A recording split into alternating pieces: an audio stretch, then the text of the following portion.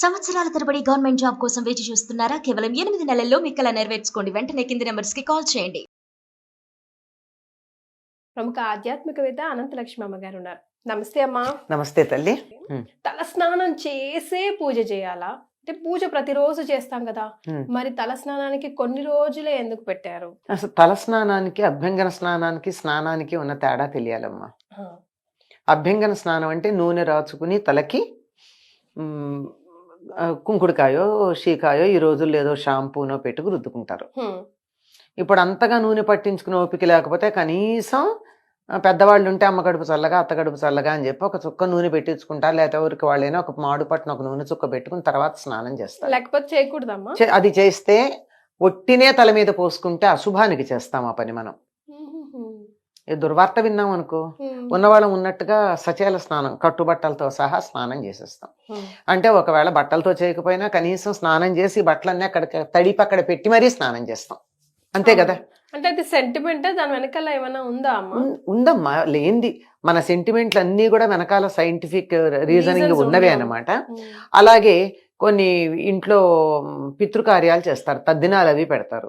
అలా పెట్టేటప్పుడు ఏం చేస్తారు, తలస్నానమే చేస్తారు, తలంటి పోసుకోరు. తలస్నానం చేసి పూజ చెయ్యాలని ఒక మాట అడిగారు. ఎవరు చెయ్యాలి పూజ? ఆడవాళ్ళ మగవాళ్ళ? మగవాళ్ళు. కానీ వాళ్ళు చేయరు కదా. అదే కదా, వాళ్ళు చెయ్యను కనుక ఏం చేస్తున్నారు, పిల్లలకు అలవాటు పోతుంది. ఇంట్లో దేవుడికి ఎవరో ఒకళ్ళు చేయడం అసలు మానేయటం కన్నా నయమే కదా, ఎవరో ఒకళ్ళు చేయడం అని చెప్పి ఆడవాళ్ళు చేస్తున్నారు.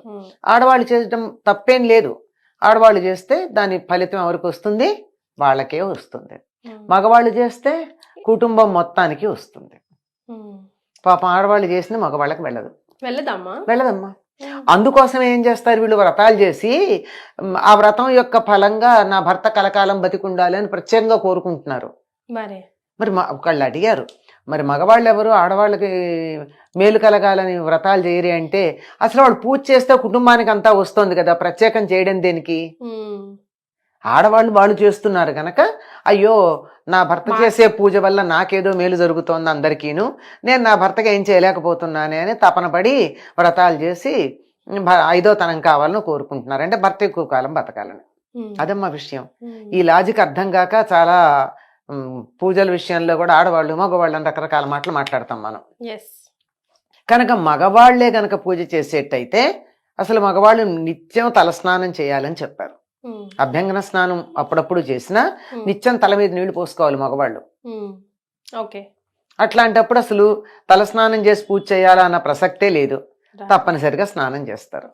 ఆడవాళ్లే చెయ్యాలంటే కూడా తలస్నానం చేసి పూజ చెయ్యాలన్న నియమం లేదమ్మా. ఒక్క ముత్తైదువులకి కంఠ స్నానం చాలు. అంటే భర్త బతికున్నటువంటి స్త్రీలు కంఠ స్నానం చేస్తే సరిపోతుంది. కంఠ స్నానం అంటే మనం మామూలుగా చేసేది. అందులో భాగంగా మొహం కడుక్కోకుండా అయితే చెయ్యం గాని తల మీద పోసుకోవాల్సిన పని లేదు అని ఉద్దేశం.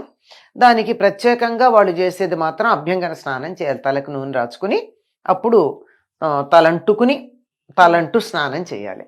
తల అంటటం అంటే అది కూడా శనివారం బుధవారం ఏవో లెక్కలు చెప్పారు మన వాళ్ళు. సోమవారం అంత మాత్రమే చెయ్యాలి, ఆదివారం అస్సలు చేయకూడదు ఎవరును, ఇలాంటి మాటలు.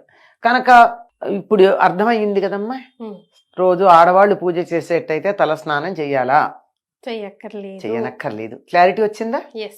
అంతే, అంతకన్నా ఇంకేం లేదు. మగవాళ్ళు ఎలాగూ చెయ్యాలి గనక వాళ్ళు తప్పనిసరిగా స్నానం చేస్తారు, తల స్నానం చేసి పూజ చేస్తారు. వాళ్ళు చేయని పరిస్థితుల్లో అది లేదు ఇది లేదు, తల స్నానం లేదు, పూజ లేదు. ఏది లేని వాళ్ళ గురించి ఏం మాట్లాడతాం? ఏదన్నా చేస్తే దాంట్లో మంచి చెడు తప్పు ఒప్పు చెప్తాం. అసలు ఏం చేయని వాడికి చెప్పేదే ఉంది, అదే సరిపోతుంది. ఎట్లా ఉంది. ఇంకా మీరు మధ్యాహ్నం సాయంకాలం పూజకి అన్నారు. సాయంకాలం పూజకి గుడికి వెళ్ళినప్పుడు హాయిగా కడుపు నిండా భోజనం చేసి పెడితే వెళ్ళొచ్చమ్మా, అందులో అనుమానం ఏం లేదు. కానీ మాంసాహారం తింటే అని అడిగారే, అడగడంలోనే తెలుస్తోంది కదా డౌట్ ఉందని. డౌట్ ఉందా? డౌట్ లేకపోతే ఎందుకు అడుగుతారు? అంటే ఇప్పుడు అమ్మవారి ఆలయానికి పర్వాలేదు అక్కడ నడుస్తుంది అని వెళ్ళిపోతూ ఉంటారు కొంతమంది, తిని తాగి పోలమ్మ పోచమ్మ హ్యాపీగా. అమ్మవారికి గ్రామదేవతలకి నిజంగా ఆహార నియమం లేదు కానీ వాళ్ళ దగ్గరికి తలస్నానం చాలా అవసరం. ఓ మీరు చూస్తారు కదా, గ్రామ దేవతల గుడికి వెళ్లే వాళ్ళంతా తలస్నానం చేసి పెడుతూ ఉంటారా లేదా? మాక్సిమం పెడతారు కదా. అదో పద్ధతి అనుకుంటారు. ఈ తిని తాగి అన్నది వాళ్ళ ఇష్టం అమ్మా, దానికి మనం చెప్పగలిగింది ఏం లేదు. వాళ్ళని మా ఇష్టం అని చేసేటటువంటి వాళ్ళకి సమాధానం లేదు. చేయొచ్చా చేయకూడదా అని అడిగిన వాళ్ళకి మాత్రమే సమాధానాలు ఉంటాయి. కానీ మా ఇష్టం వచ్చినట్టు చేస్తాను, చెయ్యొచ్చా అని అడిగితే మా ఇష్టం వచ్చినట్టు చేస్తామని నాకు చెయ్యొచ్చా ఎందుకు, నీ ఇష్టం వచ్చినట్టు చేసేసుకో. నువ్వు చేసే పనులకి మా ఆమోద ముద్ర అక్కర్లేదు. అది మంచి అయినా చెడైనా, మంచి చేసినా అక్కర్లేదు నువ్వు చేస్తున్నప్పుడు, చెడు చేసినా అంతకంటే అక్కర్లేదు. కానీ దేవాలయానికి వెళ్ళేటప్పుడు మాత్రం ఒకప్పుడు తప్పనిసరిగా పరగడుపున వెళ్ళమని చెప్పేవాళ్ళు. పరగడుపు అంటే తినకుండా వెళ్ళమని. కానీ ఇప్పుడు అది ఎవరు పాటిస్తున్నారు? ఏమన్నా అంటే మాకు మందులు ఉన్నాయండి, టాబ్లెట్లు వేసుకుంటున్నాం. నాకు ఆశ్చర్యకరమైన విషయం ఏమిటంటే థైరాయిడ్కి మందులు వేసుకుని మేము టాబ్లెట్ వేసుకున్నాం కనుక బ్రేక్ఫాస్ట్ చేయాలండి అని చెప్తున్నారు. థైరాయిడ్ పరగడుపున వేసుకోవాలి, దానికి తినాలని నియమం లేదు. కానీ వీళ్ళు తినడానికి థైరాయిడ్ టాబ్లెట్ వేసుకోవడం అన్నది వంకగా చెప్తూ ఉంటే అసలు ఇంత దొంగతనం ఎందుకు? ఆత్మవంచన దేనికి? నాకు టిఫిన్ తినాలనుంది, తిన్నాను అని చెప్పు. అంతేగాని మందులు వేసుకుంటున్నాను గనక తినాలని ఏం లేదు. బీపీ టాబ్లెట్లకు కూడా అక్కర్లేదు, కొంచెం తినాలి కదమ్మా. అక్కర్లేదు, కాఫీనో టీనో చాలు, అంతే. మరీ ఎక్కువ వేసుకుంటే తప్ప ఒకటో రెండో వేసుకునే వాళ్ళకి ఏం పర్వాలా. బేసిక్ రూల్ మనకు చెప్పిన రూల్ అయితే పడిగడుపునే వెళ్ళాలి గుడికి పరగడుపున పెడతాం. లేదు సాయంకాలం వెళ్ళామనుకో, మధ్యాహ్నం భోజనం అయిపోయింది కదా, 5-6 గంటలు అయింది కదా భోజనం అయ్యాక, ఏం పర్వాలేదు. వీలైతే మామూలు స్నానం చెయ్యండి, అది మంచిది, బట్టలు మార్చుకుని పెడితే చాలు. అంతకన్నా పెద్ద నియమేమీ అక్కర్లేదు. అంతే. ఇక్కడ ఉంటుంది. అసలు మనం ఏమనుకుంటున్నాం, ఇప్పుడు నేను అడిగేటప్పుడు మీరు అన్నట్టు కొంచెం అమ్మ నాన్ వెజ్ తిని గుడికి, అక్కడే అర్థమైపోయింది కదా, అడగడంలోనే తెలుస్తోంది కదా. అది నాన్ వెజ్ అంటేనే సాత్విక ఆహారం కాదు. సాత్విక ఆహారం కాదన్నప్పుడు పూజలకి వాటికి పనికొస్తుందా?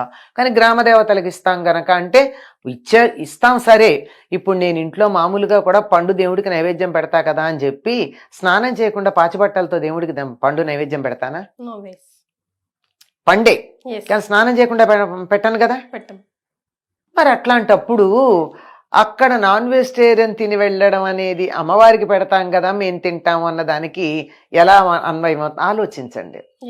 తాము చేసే పనిని సమర్థించుకోవడం కోసం రకరకాల లాజిక్స్ వస్తాయమ్మా. ఆ లాజిక్ పక్కన పెట్టి నేను చేసే పని సమర్థించుకోవటం లేదు, తప్ప ఒప్ప అని ఎవరికి వాళ్ళ మనసు ప్రశాంతంగా ఆలోచిస్తే వాళ్ళకే తెలుస్తుంది. ఎందుకు దొరకదు? ఇప్పుడు అడిగేటప్పుడే, ఇప్పుడు మామూలుగా నేను పప్పన్నం తిని గుడికి వెళ్ళొచ్చా అని ఎవరు ఎందుకు అడగరు? నాన్ వెజిటేరియన్ తిని వెళ్ళొచ్చా అని ఎందుకు అడుగుతున్నారు? అంటే అక్కడ ఏదో తప్పు అని తెలుస్తోంది. అందువల్ల నేను తప్పు చేస్తాను, నువ్వు ఆమోదించు, దీనివల్ల వచ్చే పాపం ఏదన్నా ఉంటే నీకు వస్తుంది, నేను హాయిగా పుణ్యం తీసుకుంటానని చెప్పేటటువంటి పద్ధతి. చాలా విషయాలు వీలైతే తినకుండా ఉండడం చాలా మంచిదమ్మా. అనుకోకుండా తినడం జరిగిపోయింది, అనుకోకుండా గుడికి వెళ్ళే అవకాశం దొరికింది, అలా ఉంటాయి కదా పరిస్థితులు. మరీ ప్రతిదాన్ని స్ట్రిక్ట్ గా పట్టుకుని రూల్స్ యంత్రాలం కాదు కదా. అట్లాంటి సందర్భంలో స్నానం చేసి వెళ్ళాలి. వీలైతే తల స్నానం చేసి వెడితే తల స్నానం ఎందుకని చెప్పాలి? అక్కడ అభ్యంగన స్నానం అనలా, నేను తల స్నానం అన్నాను. మీరు గమనించాలి. అంటే చేసింది తప్పు పని గనక క్షమాపణ కోసం చేసుకునే స్నానం అది. అనిపిస్తుంది. కొత్త చీర కావాలమ్మా, ప్రతిసారి అక్కర్లేదమ్మా. మనం మామూలుగా ఉతికి ఆరేసుకున్న చీరతో మనం పూజ చేసుకోవడము అన్ని చేస్తాం. పట్టు చీర కట్టుకున్నాం, పట్టు చీరతో గుడికి వెళ్ళాం, అనిపిస్తుంది కదా ఇంట్లో ఉన్న పాత చీర కాకుండా పట్టు చీర కట్టుకోవాలని. ఆ పట్టు చీర గుడికి వెళ్ళినా పూజ చేయాలన్నా దాంతో భోజనం చేయకుండా ఉన్నంత కాలం అది పనికొస్తుంది. ఒక్కసారి మీరు భోజనం చేశారంటే అది మళ్ళీ మనకి పూజకి పనికిరాదు. దీని వెనకాల లాజిక్ ఏముందమ్మా తెలీదు. కానీ భోజనం చేసామంటే ఒకటి ఆహారం తినడం అయిపోయింది కదా, అంచేత ఒక పూట ఇంగిలి పడ్డట్టు అయిపోతుంది, అంతే, అంతకన్నా ఇంకేం కాదు. నాట్ రియలీ ఫ్రెష్ కాబట్టి మనం సాధారణంగా నాకు తెలిసి ఎవ్వరూ కూడా పట్టు చీరలు అవి కట్టుకుని కాలకృత్యాలకు వెళ్ళరు, మార్చుకుని ఎడతారు. అందువల్ల వాటికి దోషం లేదు. వాటితో గాని కాలకృత్యాలకు వెడితే ఉతకందే పనికిరాదు. ఓ ఉమ్. ఎస్, అది కొత్త వాటి విషయంలో. కొత్త వాటి. పాతవైతే నేను నిన్న కట్టుకున్నాలే చాకలి తెచ్చింది మళ్ళీ ఇవాళ కట్టుకుంటానంటే కుదరదు. సో ఇలాంటి రూల్స్ కొన్ని పాటించి సింపుల్ అమ్మ, వాటి వెనకాల అంతే. హైజీన్ తో పాటుగా క్యారీ అవుట్ అయ్యే నెగిటివిటీ, ఉమ్. ఈ రెండింటిని దూరం పెట్టడం అంతే, అంతకన్నా అంతే. వేరే. థ్యాంక్ యూ సో మచ్ అమ్మా. నమస్తే.